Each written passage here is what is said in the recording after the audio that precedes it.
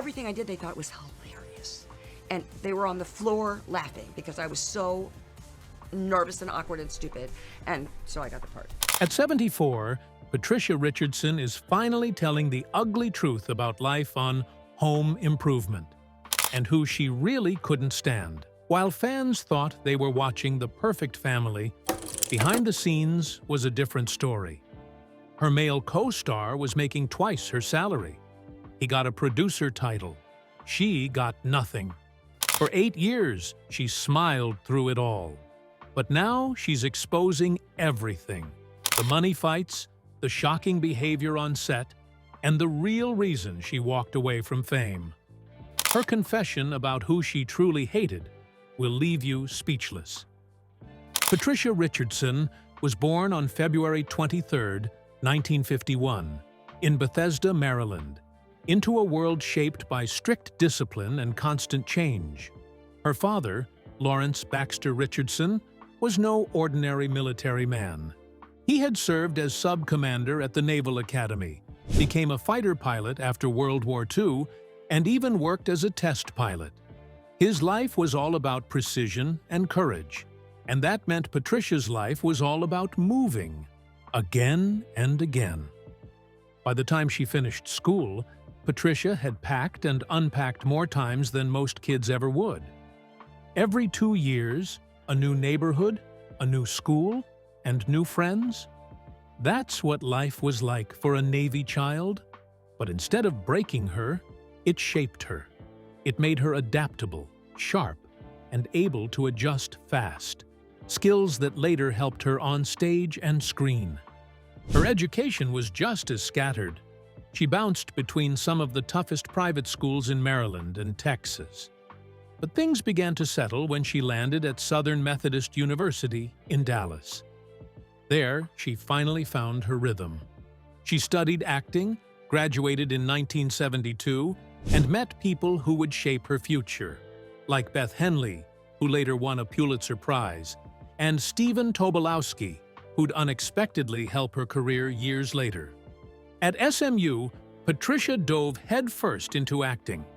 She took on heavy roles in intense plays, pushing herself to grow. The theater program encouraged boldness and originality, and Patricia soaked it all in. It wasn't just about performing, it was about experimenting, exploring, and preparing for something bigger. When she graduated, she didn't rush to New York or Los Angeles. Instead, she stayed in Dallas and worked in dinner theater. It wasn't glamorous, but it paid the bills. More importantly, it gave her hundreds of chances to refine her craft.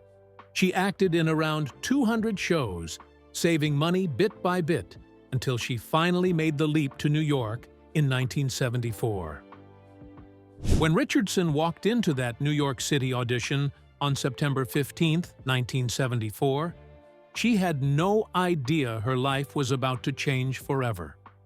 At just 23, with nerves rattling and hope in her heart, she stepped in front of Arthur Lawrence, the legendary director.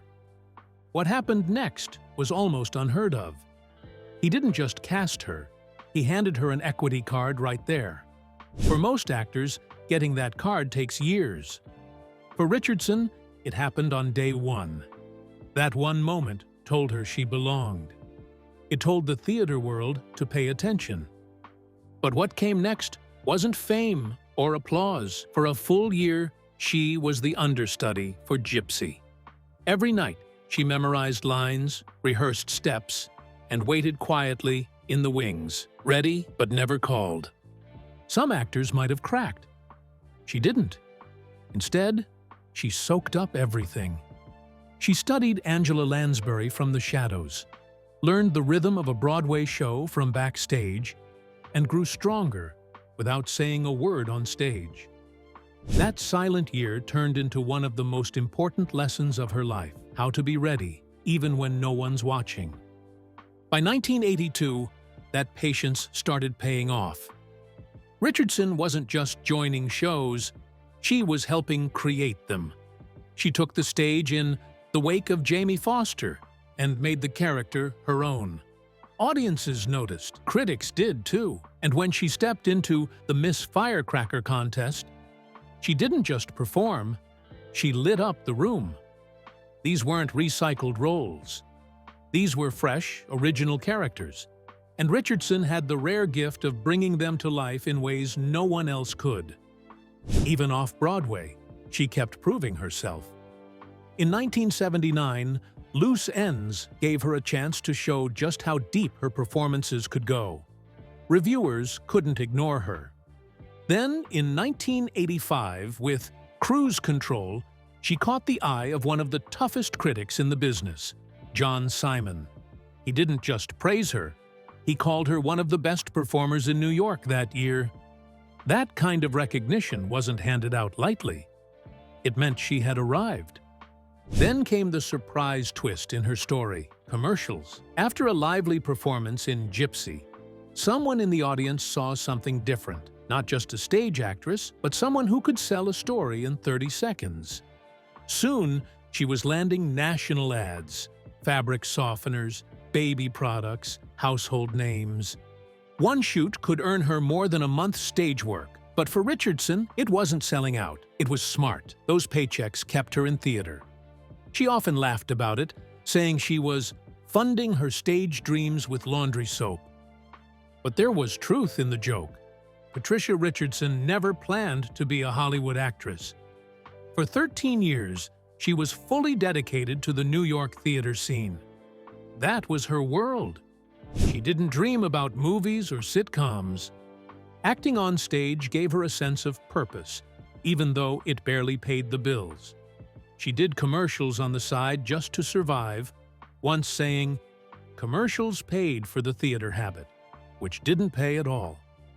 But in 1984, everything changed. She got an offer to be on a new sitcom called Double Trouble.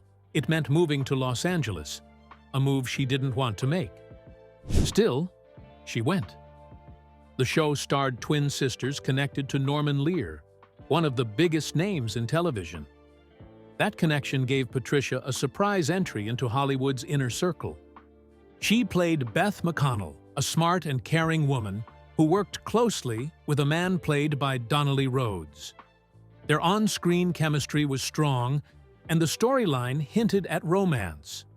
Nobody knew it then, but this setup would echo her most famous role years later. At first, Patricia thought her move to Los Angeles was temporary. But as more TV roles started to come her way, her mindset shifted.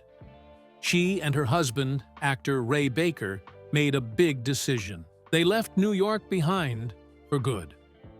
By the late 1980s, Los Angeles wasn't just a work trip anymore. It became home. This wasn't an easy choice. Leaving theater, which had so much artistic value, for television, which was seen as more commercial, felt like a gamble. But the timing worked in their favor. The late 80s were a boom time for sitcoms. Shows like Cheers, Golden Girls, and The Cosby Show were dominating. Patricia found herself right in the middle of that world. Later, she would say she had gone from 13 years of doing New York theater to 13 years of doing sitcoms. It was a clean break, a full reinvention of her career. During this time, Patricia and Ray were also building a family. By 1991, they had 3 kids, a son named Henry, and twins, Roxanne and Joseph. Her personal and professional lives were now deeply rooted in California. Before she became a household name, Patricia took on 2 sitcoms that didn't last long but were key to her journey. In 1988, she starred in Eisenhower and Lutz, alongside Scott Bakula. The show only ran for 13 episodes, but it gave her valuable screen time. Then came FM, where she played a political commentator and ex-wife working at a public radio station. It aired from 1989 to 1990. Both shows were made by MTM Enterprises, a company with a strong track record, and this helped get her noticed by insiders. While neither show was a hit, they gave Patricia the space to grow. She sharpened her timing, learned the rhythm of sitcoms, and built key industry connections, especially with producer Alan Burns. By the end of FM, she had quietly built a solid resume and proven she could handle leading roles on TV. Then came Home Improvement. But it almost didn't happen. In 1991, ABC had a problem. The actress they first cast alongside Tim Allen didn't have the right chemistry with him. They needed someone fast, and they called Patricia. But the timing couldn't have been worse. She had just given birth to twins and didn't feel ready to jump into work. Still, she agreed to film the pilot. The show made big accommodations to help her. They gave her an extra dressing room to set up cribs for her babies. They even hired a driver so her nanny could take the twins home early. During the 5 days of shooting, Patricia brought her breast pump to set and used it between scenes. It was tough, but she pulled it off. That juggling act, career on one side, motherhood on the other, became a constant theme in her life. When Patricia Richardson first met Tim Allen, no one expected sparks to fly, especially since Allen had never acted before. He was a stand-up comic stepping into a sitcom. But the moment they read lines together, something clicked. Patricia found him hilarious, and Tim fed off her energy. It felt natural, fast, and fun. Within days of working on the pilot, they were already finishing each other's jokes. Their connection wasn't forced. It was real. So real, in fact, that in one emotional scene, Tim started tearing up. He didn't even understand why, until the director explained that Patricia was just acting. That moment said it all. This show had something different. That something wasn't just chemistry, it was balance. With Patricia playing Jill Taylor, the show transformed from a loud, male-centered comedy into something smarter, warmer, and more honest. She wasn't just the wife. She was a full character. Funny, sharp, and not afraid to challenge Tim. That gave the show depth. The creators even admitted it. Without her, the show wouldn't have worked. And clearly, it did work. By season 3, it beat out Seinfeld and Frasier in the ratings. Over 34 million people were tuning in every week, and a big reason was that Patricia made the Taylor family feel real. She did more than act. She helped reshape how women were seen on screen. Instead of playing the tired role of the nagging wife, Patricia gave Jill a voice. She stood up to Tim's macho antics, but did it with wit and warmth. She wasn't perfect either, and that made her even more relatable. In one episode, she called Tim out for buying her a lazy birthday gift, turning it into a powerful moment about emotional effort in relationships. And that's the magic. She made those scenes land not because they were scripted perfectly, but because she played Jill like a real person. Smart, flawed, strong. But maybe the most powerful thing she did was off the script. When Jill went back to school on the show to earn a graduate degree in psychology, something unexpected happened. Thousands of women watching felt seen. They wrote letters. They applied to school. Some even ended up getting their own degrees, inspired by what Jill did on screen. The producers were flooded with stories from women who finally believed it wasn't too late for them to chase their dreams. One viewer said she was halfway through her master's degree, all because of watching Patricia play Jill.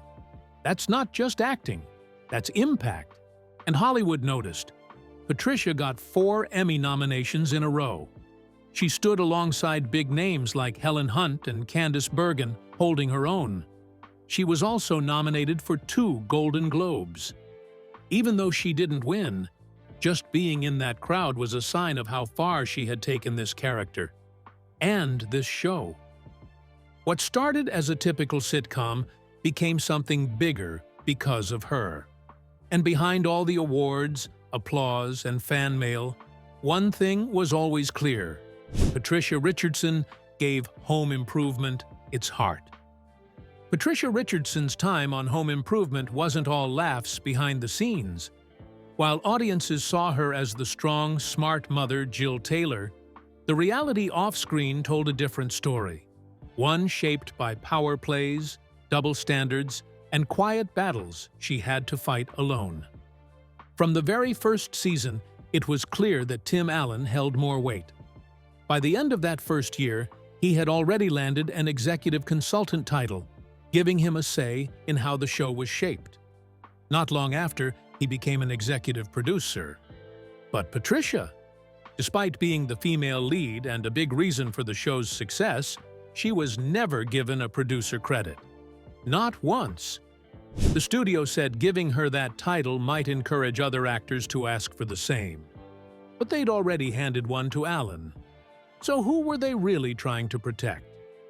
As the show went on, the pay gap widened too. By the final season, Allen was making $2 million an episode. Richardson was offered half. That meant Allen was walking away with $25 million more across just one season, all while Richardson was expected to smile and stay in line. But she didn't always stay quiet. She spoke up when she had to, especially when it came to her character. She didn't want Jill to just be a background wife with no voice. She pushed for storylines that showed Jill's strength, intelligence, and independence. But that came at a price. Constantly having to fight for your character to matter wears you down.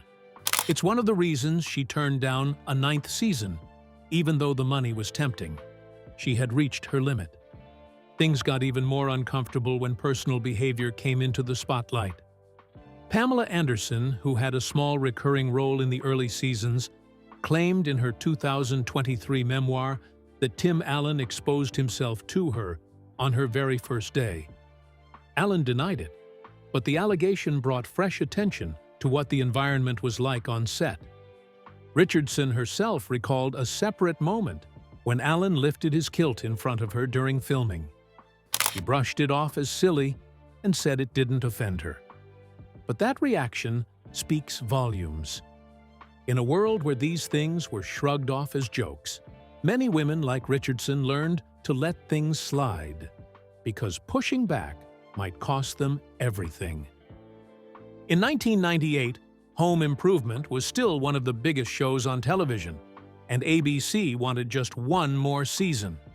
They were ready to throw huge money at it. Tim Allen was offered $2 million per episode. Patricia Richardson? Just half. That's $1 million per episode, despite her carrying just as much weight on the show. She had worked just as hard, appeared in every episode, and helped make the show a hit with both men and women. But she had never even earned a third of what Allen was making, despite Emmy and Golden Globe nominations. Richardson wasn't just going to take the money and stay quiet. She had already told people she didn't want to do a 9th season, no matter the paycheck. So when Allen agreed to the offer, she made one of her own, but not because she expected it to go through. She asked for the exact same pay as Allen, $2 million per episode, and demanded an executive producer credit. She knew Disney wouldn't go for it. That was the point. It was her way of saying no without actually saying it. It was bold, it was sharp, and it made a statement that couldn't be ignored. ABC suddenly had a real problem. They wanted to keep the show going, but without Richardson, there was no Home Improvement. The producers didn't even entertain the idea of replacing her or writing her out. The co-creator said it flat out. The show couldn't work without her. The emotional core of the show wasn't just the laughs or the tool jokes, it was the family, and she was the center of it. Still, the network wouldn't match her demand. They were willing to lose her, but not willing to pay her what she was worth. So Richardson walked. She gave up $25 million. That's what she would have earned with the offer she turned down. But she didn't care about the planes and the yachts. She wanted to be there for her kids. She had a house. She had enough. And that was enough. The decision wasn't easy. It even put a strain on her friendship with Alan. She felt abandoned, like the bad guy. He was frustrated she left. But deep down, she knew she made the right choice. She didn't just walk away from a show. She walked away from a broken system. And she didn't flinch. Patricia Richardson's career took a sharp turn in 2001 when she played one of the darkest roles of her life, Marilyn Monroe's deeply disturbed mother. In the mini-series Blonde, she became Gladys Pearl Baker, a woman haunted by mental illness and barely holding on to reality. Patricia's performance was intense, raw, and deeply unsettling. Critics and psychologists praised how accurately she portrayed the traits of bipolar disorder and borderline personality. The story itself was fictionalized, but her role brought a frightening level of authenticity. People who had only seen her in lighthearted roles were stunned. She was no longer just the sitcom mom. She was an actress who could make you feel disturbed, even heartbroken, with a single look. And even though the miniseries had its flaws, her performance stuck with everyone who watched it. That same year, she took on something completely different, and just as daring. In Viva Las Nowhere, Patricia played not one role, but two. She became twin sisters, Helen and Wanda. The film was a crime comedy with a weird, twisted charm, and it gave Patricia the chance to show how far she could stretch her acting muscles. She made each sister feel like a real person, with her own quirks, emotions, and flaws. It wasn't just a gimmick. She made the audience believe they were watching two totally different women. Acting opposite James Caan and Daniel Stern, she held her own in a story full of lies, dark humor, and small-town chaos. And for a movie that didn't get a huge release, it still made waves in film festivals and earned her more respect from critics who were seeing a new side of her. But long before these roles, in 1997, Patricia had already proven she could handle heavy drama. In Uli's Gold, she played a nurse named Connie, who slowly builds a fragile bond with a grieving, reclusive beekeeper played by Peter Fonda. The movie was quiet and thoughtful, and her performance was just as understated. There was no over-the-top drama, just real emotion, delivered with honesty. Her role earned her a nomination for Best Supporting Female at the Independent Spirit Awards, a big deal for any actor coming from the world of sitcoms. The film itself turned out to be a surprise hit, and even helped bring Peter Fonda back into the spotlight. But Patricia wasn't just a background player. She helped carry the emotional weight of the movie, proving once again that she could go far beyond what people expected. After making waves in film, she took her talents back to television. But this time, she stepped into the world of political drama. On The West Wing, she played Sheila Brooks, a calm but tough campaign advisor to a Republican senator running for president. She wasn't loud or flashy, but she brought a quiet strength to the role. Her character wasn't afraid to speak up when something felt wrong, even if it meant stepping away from the campaign. And in one of her final moments on the show, she convinced the senator to give up his political dreams for something bigger, serving his country in a different way. These scenes showed just how far Patricia had come. She could hold her ground in a room full of powerful characters, not with big speeches, but with calm authority. Patricia Richardson seemed to have it all during the height of her fame. Millions watched her as the perfect TV mom on Home Improvement. But behind the scenes, her real family was falling apart. Her 13-year marriage to actor Ray Baker was crumbling. It wasn't sudden. They had spent over half their marriage in therapy trying to make it work. But in June 1994, they quietly separated. 2 months later, she filed for divorce. The timing couldn't have been worse. Her career was booming, but her personal life was breaking. What made it even harder was how maturely they handled it. For the kids, they consulted a therapist who specialized in helping children through divorce. Their 3 children, Henry, Roxanne, and Joseph, were just 11 and 5 at the time. Patricia and Ray didn't want their split to turn ugly. Still, it hurt. Ray later admitted how hard it was to watch his wife's fame skyrocket. "She's way beyond me, and it is hard." As Patricia's fame grew, so did her inner conflict. In 1999, she walked away from a $1 million per episode offer to return for a 9th season of Home Improvement. She shocked everyone. But to her, it was simple. She was a single mother and couldn't stand being away from her kids anymore. The show's long hours, plus her role in writing, left her drained. She chose her children over the spotlight. That wasn't the only role she turned down. Another offer came for a show that would go on to win 30 Emmys, but she passed.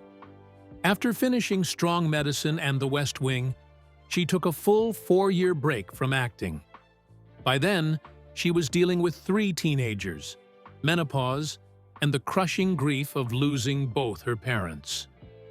She later said, "I essentially killed my career," but never once said she regretted it. The loss of her father in 2005 hit her harder than anything else. Lawrence Richardson was more than a dad.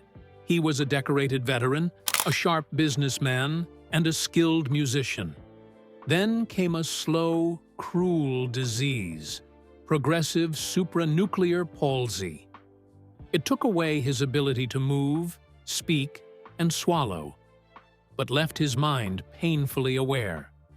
At first, they thought it was just arthritis or mood swings, but after his heart surgery, things got worse. He barely spoke. Patricia would fly from LA to Virginia just to sit with him, even if he was asleep. She'd look into his eyes, wondering if he still recognized her. "Sometimes it was so hard to tell," she said. "Did he know me? What was he thinking?" After he passed, Patricia didn't retreat. She turned her pain into purpose. She became the national face of PSP awareness, joining Cure PSP and serving on their board. From 2005 to 2015, she worked tirelessly, translating medical jargon into plain words, raising funds, and spreading awareness about rare diseases that most people had never even heard of. She wasn't just doing it for her dad anymore. She joined NORD, which supports thousands of rare disease groups. Patricia knew how lonely it feels when no one understands what you're going through. Her efforts helped bring attention to treatments, like how high doses of CoQ10 could ease PSP symptoms. Even after stepping away in 2015, her decade of advocacy left a permanent mark, proof that her greatest role wasn't on television. It was the one she played in real life. When Patricia Richardson showed up on Last Man Standing in 2015, it wasn't just a guest role. It was a moment fans had waited 16 years to see. Tim Allen and Patricia sharing the screen again. But behind that cheerful reunion was a complicated history. Richardson hadn't acted in a sitcom since Home Improvement ended in 1999, and this return wasn't random. Allen waited until the writers came up with a character that would fit her perfectly. Someone tool-obsessed and loud, just like the old days. Richardson later admitted she and Allen weren't close anymore, but during filming, she felt right at home. Many of the same crew members were there. The director, John Paskin, was also the same. Allen looked happy, and even though the old friendship wasn't fully rekindled, there was a quiet respect between them. But any idea of a full Home Improvement reboot? Richardson didn't hold back. In 2024, she shot it down hard. Her blunt reason? Zachary Ty Bryan, who played her oldest son Brad, had become a felon. Domestic violence, assault, robbery, she listed it all. And that wasn't the only obstacle. Taryn Noah Smith had quit acting years ago. Jonathan Taylor Thomas had moved behind the camera and wasn't interested in coming back. Earl Hindman, who played Wilson, had died back in 2003. And on top of that, Richardson said Tim Allen had told the press everyone was on board without even talking to her or Thomas. She called Thomas herself to confirm it. That was the final straw. In her words, "We did it. We did it well. And it should just stay as it is." What bothered Richardson even more was how forgotten home improvement had become in pop culture. While shows like Friends and Seinfeld were constantly celebrated, home improvement rarely got a mention, even though it used to top the ratings.